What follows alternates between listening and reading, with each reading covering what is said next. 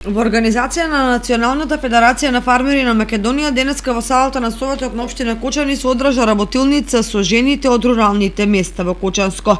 На средбата беше презентирана мерката 115 која се однесува на поддршка на активен женски член во земјоделско домаќинство, како и дел од Националната програма за развој на земјоделството и руралниот развој за период од 2018 до 2022 година.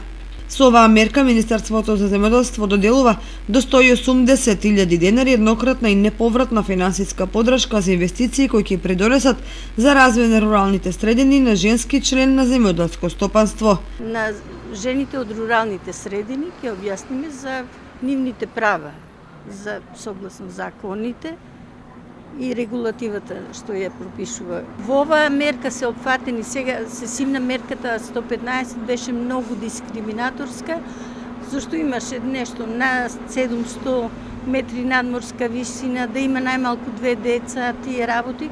Сега тоа се тргна зашто може да аплицира некој во ИПА фондовите и од пониските краеви, не мора да е во планина па да има земјоделско стопанство. Да има лично свое земјоделско стопанство на свое име, да е регистриран земјоделец. Мерката предонесува кон родова еднаквост и кон промовирање на принципот на недискриминација.